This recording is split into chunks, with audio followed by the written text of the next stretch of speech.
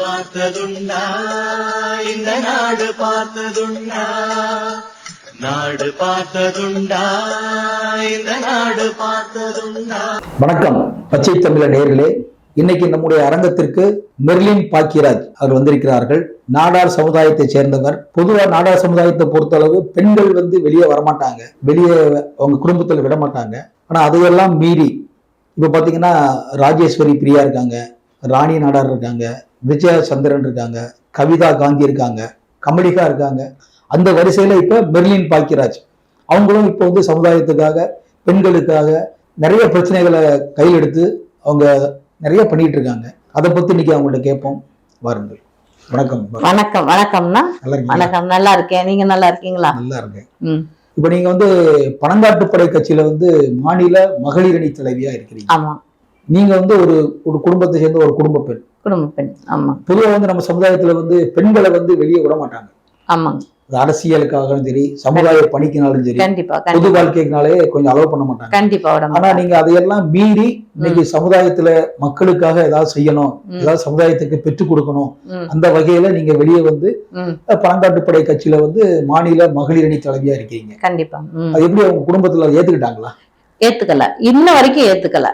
இதனால என் குடும்பத்துல இருக்கிறவங்க யாருமே என்கிட்ட பேசுறதுல, ஏன் நான் பெத்த பொண்ணு கூட என்கிட்ட பேசுறது கிடையாது. யாருமே எல்லாருமே ஒதுக்கிட்டாங்க. எங்க வீட்டுக்காரர் கூட பிறந்தவங்க 8 பேர், அவங்க எல்லாரும் ஒதுக்கிட்டாங்க. எங்க அப்பா கூட பிறந்தவங்க 11 பேர், அவங்களும் ஒதுக்கிட்டாங்க. எல்லாருமே ஒதுக்கிட்டாங்க. நான் இன்னைக்கு தனிச்சுதான் வாழ்ந்துட்டு இருக்கேன், என்னுடைய சமுதாயத்துக்காக வாழ்ந்துகிட்டு இருக்கிறேன். ஆனா இப்படி ஒவ்வொரு பெண்களும் இன்னைக்கு நான் முன்னே வந்திருக்கேன் அப்படின்னா என்ன பார்த்து இன்னும் 10 பேர் பிள்ளைகள் வருவாங்க அப்படிங்கிற ஒரு நம்பிக்கை. அந்த 10 பேரை பார்த்து 100 பேர் 1000 ஆகும், கண்டிப்பா ஆகும். என் சமுதாயத்துக்கு அநீதி தான் நடந்துகிட்டு இருக்கு. பெண் பிள்ளைகளுக்கு பாதுகாப்பு எங்கேயுமே கிடையாது. அந்த ஒரு இதை எல்லாத்தையுமே மண்டையில ஏத்திட்டு தான் என்ன நடந்தாலும் பரவாயில்ல அப்படின்னு சொல்லி எல்லாரையும், ஆனா பொண்ணை கல்யாணம் பண்ணி கொடுத்ததுனால என்னுடைய கடமை முடிஞ்சது. இன்னும் 2 பசங்க இருக்காங்க, அவங்க எப்படியோ பொழைச்சுக்குவாங்க, அவங்க செட்டில் பண்ணி வச்சிருக்கேன், அவங்க இது பண்ணிக்குவாங்க. அதனால நானே என்னுடைய சமுதாயத்துக்காக என்ன நான் அர்ப்பணிச்சு நான் வந்திருக்கேன். இதுல என்ன வேணாலும் நடக்கலாம், அந்த அளவுக்கு நான் வந்திருக்கிறேன். இப்ப நீங்க பேசும்போது சொல்றீங்க சமுதாயத்துல நிறைய அநீதி நடக்குது. அப்படிப்பட்ட என்ன அநீதி நடக்குது சொல்லுங்களா? எங்க அநீதி நடக்குதுன்னா 16 வயசு பொண்ணு 11வது படிக்குது. அந்த பொண்ணை தூக்கிட்டு போறான். கேட்டா இந்த ஜான் பாண்டியன் குரூப்ஸ், நான் பேரே நான் சொல்றேன், ஜான் பாண்டியன் குரூப்ஸ்ன்னே சொல்றான். மாவட்ட செயலாளர் மகன் தூக்கிட்டு போயிட்டான். 10 நாள் ஆச்சு, போலீஸ் தேட முடியல. இதே ஒரு சிஎம் பொண்ணோ யார் பொண்ணோ காணா, ஒரு 10 நாள் காணா போச்சுன்னா தேடாம இருப்பாங்களா? 4 போன் பண்ணி கேட்டேன், முடியல. நேரா பட்டுக்கோட்டைக்கே நான் போயிட்டேன். போய் அங்க டிஎஸ்பி ஆபீஸ்ல போய் நான் உட்காந்துட்டேன். எனக்கு பொண்ணு வேணும், எங்களுக்கு அந்த பொண்ணு உயிரோட இருக்கா இல்லையா அப்படிங்கிறது எங்களுக்கு தெரியணும் அப்படிங்கிறது அந்த கான்செப்ட நான் உள்ள வச்சு, அந்த பெண்ணோட தாயை வர வச்சு, நீங்க பேசுங்க, போடுங்க, யூடியூப்ல போடுங்க, அப்பதான் பொண்ணு எங்க இருக்குன்னு நம்மளுக்கு தெரிய வரும், நீங்க போடுங்க சொல்லி நான் உங்களை யூடியூப்ல நான் போட வச்சு பேச வச்சு, அன்னைக்கு சாயங்காலம் எப்படி பொண்ணு வந்துச்சு? 3 நாள் நாங்க ஸ்டே பண்ணி 3 நாள் நான் கேட்டுக்கிட்டே இருக்கிறேன். பொண்ணுக்கான எங்க இருக்குன்னு தெரியல, நாங்க எப்படி கொண்டு வந்துரும் அவங்க ஏமாத்திட்டு தான் இருந்தாங்க. ஆனா நாங்க யூடியூப்ல போட்டு கொஞ்ச நேரத்துல பொண்ணு வந்துருச்சு. அது எப்படி வந்துச்சு? அப்ப அநீதி இல்லையா அது? 16 வயசு பிள்ளையை தூக்கிட்டு போறது அநீதி இல்லையா? அந்த பொண்ணு கையில நான் பார்த்தேன், 2 கையிலையும் கயிறு போட்டு இழுத்து இங்கெல்லாம் எல்லா இடத்துலயும் நகை காயங்கள், கொடுமைப்படுத்தி இருக்கிறாங்க. கேட்ட நகை பேச்சு அப்படியே மாத்துறாங்க. இந்த பொண்ணு இஷ்டப்பட்டு ஓடிச்சுன்றாங்க சொல்றாங்க. இப்ப கடைசியில அததான் பண்ணி வச்சிருக்கிறாங்க. அது இன்னும் கேட்பாரு கிடையாது. எங்களுக்கு நியாயம் கிடைக்கல. எங்களுக்கு பிரச்சனையை கேள்விப்பட்டு திண்டுக்கல்ல இருந்து நான் பட்டுக்கோட்டைக்கு போனேன். 4 நாள் ஸ்டே பண்ணி தங்கி 4 நாள் நான் இருந்து செஞ்சேன். இது அப்ப என் வீட்டுல கேட்க மாட்டாங்களா? ஒரு பொண்ணு நீங்க வீட்டு வேலையை விட்டு கடையை விட்டு, மல்லிகை கடை இருக்கு, காய் கடை இருக்கு, கேண்டீன் இருக்கு, இதுக்கு ஆள் பத்தாக்குறை இருக்கு, வீட்டை பார்க்கணும், எல்லாம் செய்யணும், இதெல்லாம் விட்டுட்டு 4 நாள் நீ எங்கேயோ நீ போயிட்டு வர கேட்க மாட்டாங்களா? கேட்கதான் செய்வாங்க. ஆனா இதையும் எனக்கு என் குடும்பமே இல்ல, எனக்கு என் சமுதாயம் தான், எனக்கு என் சமுதாயத்தை தான் நான் பார்ப்பேன் அப்படின்னு சொல்லி நான் இருந்தேன்ல. சமுதாயத்துல இப்ப நாடக காதல்ங்கிறது நிறைய இடங்கள்ல, நாடக காதல்ங்கிறது இதுதான் நாடக காதல். அதுதான் நான் அந்த பொண்ணுகிட்ட சொன்னேன். அந்த பொண்ணு நாங்க அன்னைக்கு சாயங்காலம் கூப்பிட்டுட்டு வர்றாங்க. கூட்டிட்டு வந்த உடனே அந்த பொண்ணை வந்து மெடிக்கல் செக்அப்க்கு அனுப்புறாங்க. அனுப்பிட்டு அவ கொண்டு வந்து காப்பகத்துல விடுறாங்க. காப்பகத்துல விட்டோன்னா அந்த அவனை வந்து சும்மா அரெஸ்ட் பண்ற மாதிரி கூட்டுறாங்க. அப்ப மறுநாள் வெளியில தான் சுத்துறான். இப்ப வெளியில தான் சுத்துனா, இப்ப திரும்பி அந்த பொண்ணை கூட்டுட்டே போயிட்டான். எங்க போனானே தெரியல. அப்ப இப்ப நான் அவங்க தாய் மாமன்ட்ட கேட்டா, இங்க உள்ளூருக்குள்ளே வந்து சுத்துறாங்கக்கா. என்ன 10 பேர் சேர்த்து பொண்ணை திரும்ப அங்க போய் கூட்டி போயிட்டானா? கூட்டு போயிட்டான். அண்ணன் அந்த பொண்ணுக்கு வயசு ஆகல, மைனர் பொண்ணு. கேட்டா அது வந்து நம்ம ஆட்கள் ஒரு லேடி, நம்ம ஆட்கள்லாம் அமைப்புல இருக்கிற ஒரு லேடி. நீங்க அந்த பேரை சொன்னீங்க. அந்த லேடி என்ன சொல்றா, அந்த பொண்ணை என் வீட்டுக்கு அனுப்பு, பையனை ஊரு அவங்க தாய் மாமன், அந்த பொண்ணோட தாய் மாமன்களை ஊர் மேயோடு அப்படின்னு சொல்லி எனக்கு போன் வருது. அப்ப நம்ம சமுதாயத்தை, நம்ம பெண்களை நம்ம கேவலப்படுத்துறதுனாலதானே இவ்வளவு அசிங்கமா அவங்க ஒரு சீப்பா எடுத்துக்கிறாங்க. நம்ம பெண்களை ஏன் விட்டு கொடுக்குறீங்க நீங்க? அடுத்த சமுதாயத்துக்கு நம்ம பெண்களை ஏன் விட்டு கொடுக்குறீங்க நீங்க? இப்ப நீங்க பணக்காட்டுப்படையில நீங்க மாநில மகளிர் இணையத்திலே தனித்து இந்த மாதிரி அநீதியை தட்டி கேட்கிறீங்களா, இல்ல உங்க கூட மத்த மகளிர் அணி எல்லாம் டீம் சேர்றாங்களா, ஆண்கள் அதுக்கு துணை வர்றாங்களா உங்களுக்கு உதவிக்கு? அருமையான கேள்வி கேட்டீங்க. அதாவது மகளிர் அணி அப்படின்னு எடுத்துக்கிட்டேனாக்கா, நான் 28 மாவட்டத்தை சேர்த்து வச்சிருக்கிறேன். பெண்கள் இருக்கிறாங்க. ஆலங்குளம் தொகுதியில போன டைம் வந்து நாங்குநேரி தொகுதியில வந்து அவ்வளவு பெண்கள் இருந்திருக்க மாட்டாங்க. அந்த பிரச்சாரத்துல ஆலங்குளம் தொகுதியில நிறைய பெண்களை திரட்டினது நான் தான். அதாவது 2016 எலெக்ஷன்ல பெண்கள், ஆமா, பனங்காட்டுப்படை கட்சியின் சார்பாக அனைத்து பெண்களையும் வந்து இறக்குனது நான் தான். அவ்வளவு பெண்களையும் கூட்டி சேர்த்து ஒன்கூட்டி ஒரு 2-3 பெண்கள் இருந்தாலே அந்த இடத்துல என்ன நடக்கணும் உங்களுக்கே தெரியும், மற்ற எல்லாருக்குமே தெரியும். அத்தனை பெண்களையும் அணைச்சு கொண்டு போனோம்னா எப்படி, எந்த அளவுக்கு அணைச்சு, எவ்வளவு கஷ்டப்பட்டு, எவ்வளவு இது பண்ணி நம்ம அந்த இடத்துல நம்ம நின்றுப்போம் இல்லையா? நீ அதுவா இதுவா பாத்துக்கலாம், நீ செஞ்சுக்கலாம், பண்ணிக்கலாம். அவ்வளவு அனுசரிச்சு எல்லாத்தையும் அணைச்சு ரொம்ப இதா அனுசரிச்சு நான் கொண்டுட்டு போனேன். 15 நாள் களத்துல நின்றுந்தேன். நாங்குநேரியில இங்க ஆலங்குளத்துல 2021 2016 வந்து அங்க பெண்கள் கம்மியா இருந்திருப்பாங்க. 2021 எலெக்ஷன்ல கம்மியா இருந்திருப்பாங்கன்னா அப்ப நீங்க அங்க செயல்பட இல்லையா? அங்க அன்னைக்கு நான் இல்ல, நான் கட்சியில இல்ல, பொறுப்புல இல்ல, நான் கட்சியில வரல. 2021 எலெக்ஷன்ல பொறுப்புக்கு வந்துட்டு பெண்கள் இருக்கணும், பெண்கள் இருந்தா மட்டும்தான் இந்த இடத்துல நம்ம பனங்காட்டுப்படை கட்சி மெஜாரிட்டியா கொண்டு வர முடியும். பெண்கள் மட்டும்தான், பெண்கள் கண்கள் சொன்ன மாதிரி பெண்கள் மட்டும் இருந்தா நல்ல ஒரு அளவுக்கு ஜெயிப்பு கொண்டுட்டு வந்துடலாம். பெண்கள் இப்ப எல்லா இடத்துலயுமே நம்ம வீட்டுகள்லயே பாருங்களேன், ஒரு பொண்ணு சொன்னாதான் கேக்குறாங்க. ஆம்பளை பேச்சு அந்த இடத்துல எடுபட மாட்டேங்குது, மூஞ்சி தூக்கி வச்சுக்கிறாங்க, ஏதாவது பண்ணிக்கிறாங்க. பெண்கள் சொல்றதுதான் கேக்குறாங்க. இப்ப என் வீட்லயே அதான் நடக்குது, நான் சொல்றதுதான் கேக்குற மாதிரி இருக்குது. நான் அதை ஒரு இதா சொல்றேன், அது சும்மா நீங்க என்ன எடுத்துக்கல, அது ஒண்ணுல சொல்ல. பெண்கள் சொன்னா கேட்பாங்க. ஏங்க இந்த நல்ல கட்சியா இருக்கு, நல்ல தலைவர் இருக்காங்க, நல்ல ஒரு நிர்வாகிகள் இருக்கிறாங்க, நமக்காக பெண்களுக்காக போராடுற ஒரு அக்கா இருக்காங்க, நல்லினக்கா இருக்கிறாங்க, இந்த மாதிரி எல்லா நிர்வாகிகள் நிறைய பேர் பெண்கள் இருக்கிறாங்க. அதனால நம்ம பெண்கள் நிறைய பேர் வருவோம். ஒரு முதல்ல போன அன்னைக்கு ஒரு 10-15 பெண்கள், அதுக்கப்புறம் கூட்டணும் கூட பெண்கள் கூட்டம் நிறைய கூட்டணும். நாங்க அந்த அளவுக்கு பெண்கள் வண்டி வந்து அதிகப்படுத்திக்கிட்டே இருந்தது. ஆலங்குளம் தொகுதியை பொறுத்தளவு நாடார் சமுதாயம் பெரும்பான்மையான சமுதாயம் இருக்கக்கூடிய தொகுதி அது. ஆமா, சரி, ஆமா.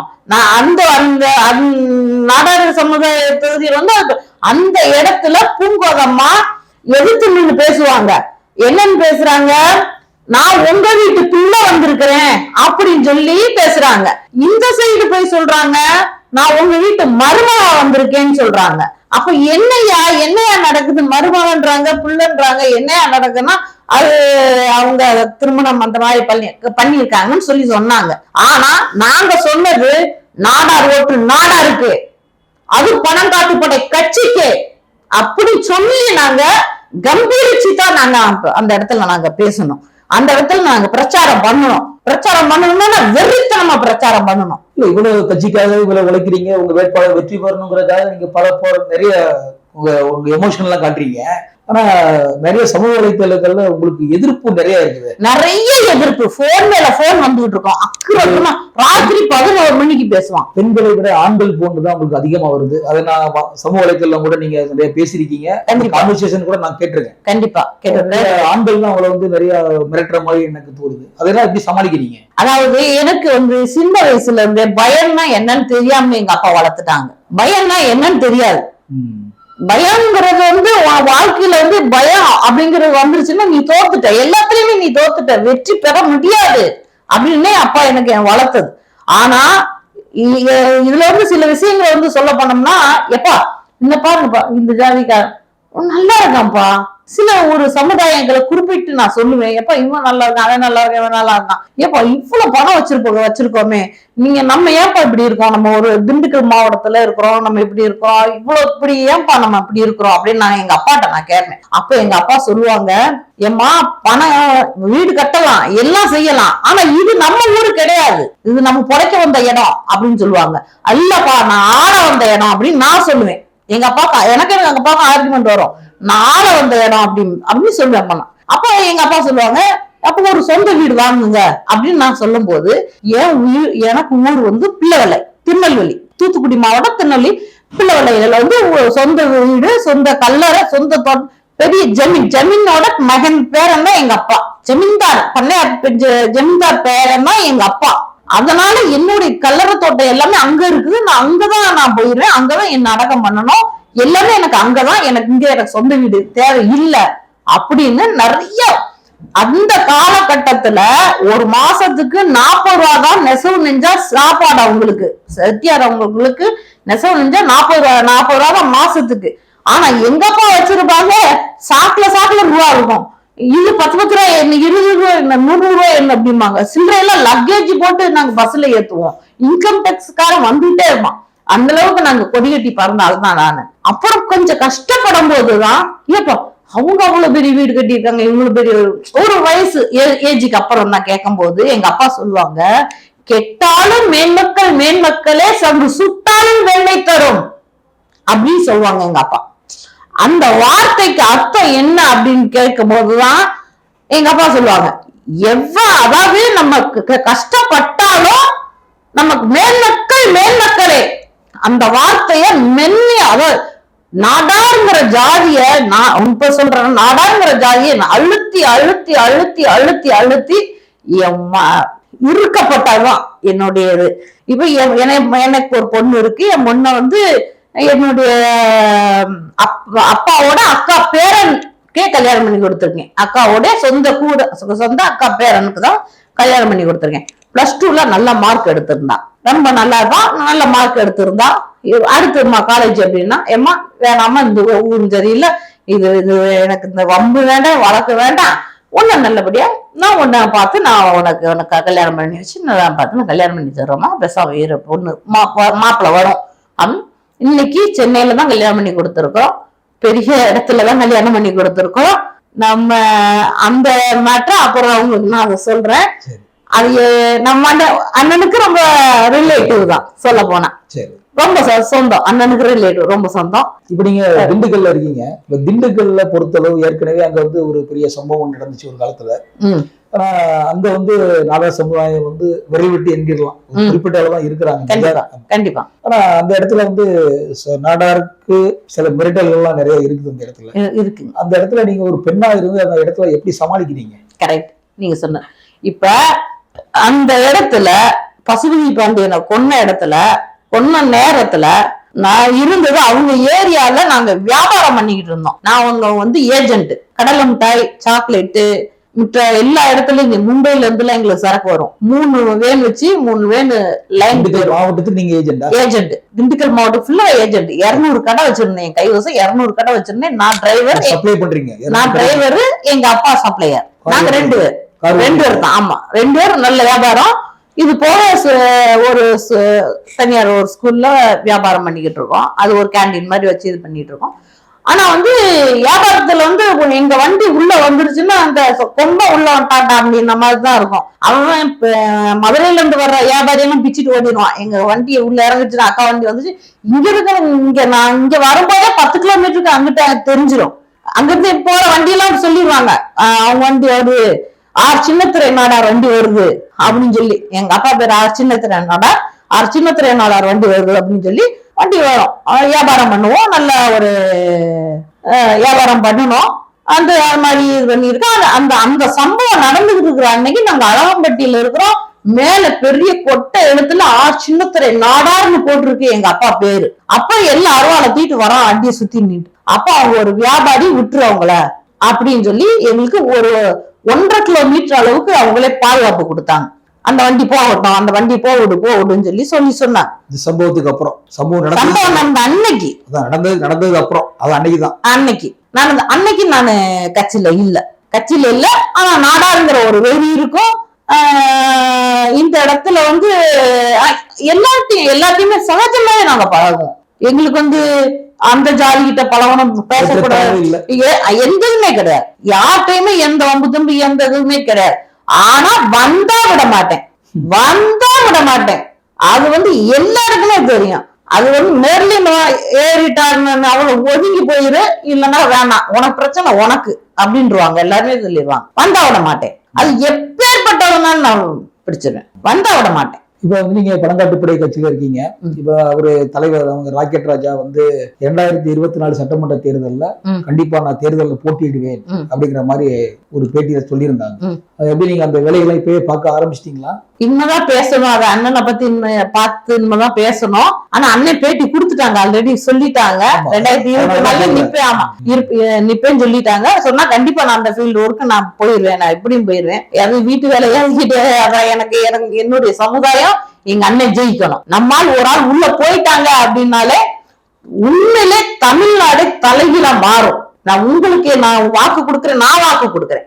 தமிழ்நாட்டையே நாங்க தலைகீழா மாத்துவோம். வேற மாதிரி, அதாவது தலைகீழா மாத்துறோம்னா வேற தப்பா நினைச்சுக்காதீங்க. யாருக்கு என்னென்ன செய்யணுமோ, யார் என்னென்ன கஷ்டப்படுறாங்களோ, நம்ம நாடார் சமுதாயமும் சரி, மாற்று சமுதாயம் சரி, எல்லாருக்குமே சரிபகம் என்ன நடக்குதோ அதை நாங்க செய்வோம். எல்லாருக்குமே நல்லதே செய்வோம். தமிழ்நாட்டையே தலைகீழா மாத்திருவோம் சொல்றீங்க. நீங்க பழங்காட்டுப்படையில இருந்து ஒண்ணு இல்ல, அவர் மட்டும் அண்ணன் நிக்க போறாங்க. அண்ணன் இந்த இதுல நிப்பாங்க. அடுத்ததுல வந்து அண்ணன் என்ன பண்றாங்கிறத பார்த்துட்டு, இப்ப ஆலங்குளத்துல என்ன பண்றாங்க அப்படிங்கறத பார்த்துட்டு அடுத்து ஒரு இடைத்தேர்தல் கூட வரலாம், ஒரு வேற ஏதோ ஒரு நிகழ்ச்சிகள, ஒரு பாராளுமன்ற தேர்தல் இப்ப கூட வர மாதிரி கூட வரலாம். அதுல இவங்க நல்லா பண்றாங்களே, நல்லா செய்யறாங்களே அப்படின்னு கூட ஒரு 4 இடத்துல 4 சீட் கிடைக்கும் இல்லையா? வர வாய்ப்பு இருக்குது இல்லையா? 2வது பாருங்களேன், கன்னியாகுமரியில இருந்து தண்ணி வேஸ்டாக்கி போகுது கடலுக்கு. அங்க வந்து பார்த்தா ஒரு 25 கிலோமீட்டர்ல வேஸ்டா போகுது. அந்த தண்ணிய ஒரு 70 கிலோமீட்டர் தான் நம்ம தூத்துக்குடி மாவட்டத்துக்கு கொண்டு விட்டுட்டோம்னா, கால்வாய் பயிற்சி விட்டுட்டோம்னா, அங்க இருந்து நாங்குநேரி வரைக்கும் தண்ணி பிரச்சனையே இல்லாம இருக்கும். தூத்துக்குடி மாவட்டத்துல எல்லா பனைமரங்களும் கொண்ட சரிஞ்சு போய் கிடக்கு. இத கேட்பாரு கிடையாது. இத கேட்கணும். இது வந்து கண்டிப்பா நீங்க இதெல்லாம் உண்மையிலே எல்லாருமே கேட்கணும். கேட்டாதான் அங்க இருந்து 25 கிலோமீட்டர் அங்கிட்டு போகுது, அங்கிட்டு இருந்து 50 கிலோமீட்டர் தானே. ஐயா கர்ம வீரர் காமராஜர் இருக்கிற வரைக்கும் அத்தனை அணைகளை கட்டினாரு, பேர் வாங்கினாரு. ஏன்னா 2வது வந்து எந்த ஃபால்ட் இல்லாம நல்லபடியா அவரு ஓடிட்டு இருக்கு. அண்ணா ஐயா பேர் வந்து இன்னும் வந்து வளர்ச்சி அடங்கிட்டே தான் இருக்குது ஒழிய அப்புறம் யாருமே ஒரு அணை கூட கட்டல, ஒரு அணையும் கட்டல, என்ன ஒரு அணை கட்டல, எதுவுமே செய்யல. ஏன் ஒரு சாக்கடை கட்டி கூட நான் இன்னும் பாக்கலையே. சாக்கடை கட்டி சரியாக சாக்கடை கட்டி கூட நான் இன்னும் பாக்கல. அது தோண்டி போடுறாங்க. எதுக்கு தோண்டி போடுறாங்க? ஒரு வயர் போகுது, அது எப்பப்போ மூடுவீங்க? சரி, அந்த பக்கம் சுத்தி போலான்னா இந்த படங்கள்ல நடக்கிற மாதிரிதான் இருக்கு. அங்கிட்டு ஒரு என்னமோ கொலாய் பதிக்கிறாங்களாமா அப்படின்றாங்க. சரி, இங்கிட்டு பெட்ரோல் வேஸ்ட் ஆகுது. இதனால வீட்டுல சண்டை. எங்க வீட்டுல மீட்டர் ஆன் பண்ணி வச்சுட்டு எத்தனை கிலோமீட்டர் சுத்தி இருக்குன்னு பாக்குறாரு, மகனையும் பாக்குறாரு, எல்லாருமே செக் பண்றாரு. அப்ப ஏப்பா இந்த இடத்துல இப்படி, இந்த இடத்துல இப்படி, இந்த இடத்துல இப்படி, நாங்க 1000 பதில்கள் சொல்ல வேண்டி இருக்கு. அது எப்படி இந்த ஆட்சியில அப்படி இருக்கா? இந்த ஆட்சியில அப்படி இருக்கு, இந்த ஆட்சியெல்லாம் இப்படி இருக்கு. இதே வந்து நம்ம அண்ணன் ஸ்டாலின் அவர்கள் ஜெயலலிதா அம்மா காலத்துல இதே மழை வந்தது, இதே புயல் வந்தது, நடந்து வந்தார். வந்து மக்களை காப்பாத்துறேன்னு வந்தார். இப்ப எங்க போனார்? அப்ப அவர் எதிர்கட்சி தலைவர், மக்களுடைய அரவணைப்பு அவருக்கு தேவை, அவங்களுடைய வாக்கு தேவை, அதனால வந்திருப்பாரு. சரி, அவர் முதல்வர் ஆயிட்டாருல. முதல்வர் ஆன பிறகு செத்தா பரவாயில்ல, எல்லாரும் செத்துடலாமா, ஓட்டு போட்டுட்டோம், செத்துடலாமா எல்லாருமே? அது அவங்களுக்கு தான் தெரியணும். சொல்லுங்க, எத்தனை மக்கள் குளிர்காலத்துல, இப்ப வயசு எனக்கு கொஞ்சம் கம்மி தான் இருந்தாலுமே ஒரு சில குளிர்களை தாங்க முடியல. ஒரு பூச்சி பட்டு எவ்வளவு, இப்ப என் பெற்ற தாயா இருக்கட்டும், யாரா இருக்கட்டும், சகோதரியா இருக்கட்டும், எத்தனை கை குழந்தைகளை வச்சுக்கிட்டு கஷ்டப்பட்டுட்டு இருக்கிறாங்க. எவ்வளவு பேர் கூப்பிடுறாங்க இல்லையா, எவ்வளவு பேர் கத்துறாங்க, கதறாங்க, அதெல்லாம் கேட்கலையா உங்களுக்கு? இல்ல, இப்பதான் ஏற்கனவே முதல்வர் ஸ்டாலின் ஆகட்டும், உதயநிதி அமைச்சர் ஆகட்டும், சேகர் பாபு ஆகட்டும், நேரு ஆகட்டும், எல்லா அமைச்சரெல்லாம் வந்து ஆய்வு செஞ்சாங்க இல்ல. ஆய்வு செய்யறதுங்க, ஆய்வு செய்யலாம். இப்ப நான் கூட தான் ஆய்வு செஞ்சுட்டா வந்தேன். இப்ப நான் எதுக்கு வந்தேன், நான் ஆய்வு செஞ்சுட்டா வந்திருக்கேன். இது எப்படி கொண்டுட்டு போலாம், இது எப்படி செய்யலாம், நான் முதல்வர் ஆனாதான் இதை செய்ய முடியும். ஓட்டு போடுங்க, ஏன் ஓட்டு போடுங்க, நான் முதல்வர் ஆகிறேன், நான் செய்யறேன் ஆய்வு, நல்லா பண்ணுவேன். சும்மா போய் பாத்துட்டு வர்றது ஆய்வு. அதான் நடந்துட்டு இருக்குங்கிறீங்க. அதான் நடந்துகிட்டு இருக்கு. என்னத்தை மக்களை காப்பாத்துறீங்க நீங்க? டெங்கு கொசு இன்னும் பாருங்களேன், என்ன ஏதாவது ஒண்ணு இல்ல. இனி வர்ற காலங்கள்லாம் பார்க்க போனோம்னா உண்மையிலே அவங்க சுயநலத்துக்கு தான், அவன் காசு சம்பாதிக்க பண்றதுக்கு தான் இங்க வர்றாங்க. அரசியல் அப்படின்னா நீ காசு சம்பாதிக்க வேண்டாம். இப்ப என்ன முதலமைச்சர் ஆக்கி பாருங்களேன். நானும் தான் சொல்லுவேன், எல்லா இடத்துலயும் எல்லாத்தையும் உண்மை, ஆனா நான் காப்பாத்துவேன். சொல்லு மீற மாட்டேன், காப்பாத்துவேன், எல்லாத்தையும் காப்பாத்துவேன். நான் சின்ன வயசுல நான் சொன்னது, என்னுடைய ஃப்ரெண்ட்ஸு கிட்ட சொன்னது, நீ வாழ பிறந்தவா, நான் வாழ வைக்க பிறந்தவா அப்படின்னு. இது எனக்கு அறியாத வயசுல என் வாயிலிருந்து வந்த வார்த்தை இது. எங்க அப்பாவுக்கு 2 காதும் கேட்காது. ஆனா அந்த வாலி படம் மாதிரி வாய் அசைவ கண்டுபிடிச்சிருவாங்க. இப்ப நான் வந்தவங்க கவனிச்சு அவங்க கையில வந்து பச்சை குத்திருக்கீங்க. அண்ணன் ஜே ராக்கெட் ராஜா. அண்ணன் ஜே ராக்கெட் ராஜா அப்படின்றது நீங்க இதுலதான் பாக்குறீங்க. இது இதயத்துக்குள்ள இருந்து ஊற்றப்பட்ட ஒரு ஊற்றும் கூட சொல்லலாம், தேன் ஊற்றும் சொல்லலாம். அந்த மாதிரி அண்ணன் ஜே ராக்கெட் ராஜா. இது இந்த எழுத்து இது என்னுடைய அடையாளம். என்னுடைய நாடார் சமுதாயத்துக்காக எங்க அண்ணன் செய்த தியாகத்தினால நானாவது கையில குத்தி இருக்கேன். மற்ற பசங்க உடம்பு கூட குத்தி இருக்காங்க. பசங்க குத்துறாங்க, அது வேற. அது நிறைய பேர் பாக்குறீங்க. பெண்ணா இருந்து கையில குத்தி, பெண்ணாக இருந்து நான் கையில குத்துறேன்னா இந்த பேருக்கு நான் எவ்வளவு ஒரு பேச்சு வாங்கியிருப்பேன். மரியாதை கொடுக்குறீங்க, பேச்சு வாங்கியிருப்பேன். யோசிங்க, கட்டின புருஷன் பேர் எழுதலையா, தாப்பா அப்பானா உயிர் எனக்கு, தகப்பன் பேர் எழுதலையா, சின்னத்துறை நாடார் பேர் இல்ல, சின்னத்துறை நாடார் பேர் இல்ல, எஸ் பாக்கியராஜ் நாடார் பேர் இல்ல, ராஜா நாடார் பேர் இல்ல, என் மகன் ராஜா நாடார் பேர் இல்ல, அம்மா பேர் இல்ல, ஏன் பேர் கிடையாது. அண்ணன் ஜே ராக்கெட் ராஜா.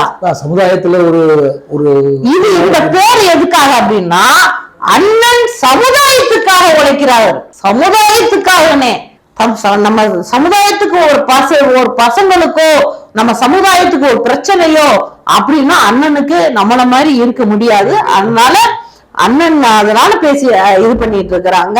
அதனால அண்ணன் பேரை நான் பச்சை குத்தி இருக்கிறேன். சரி, கடைசியா ஒரு கேள்வி.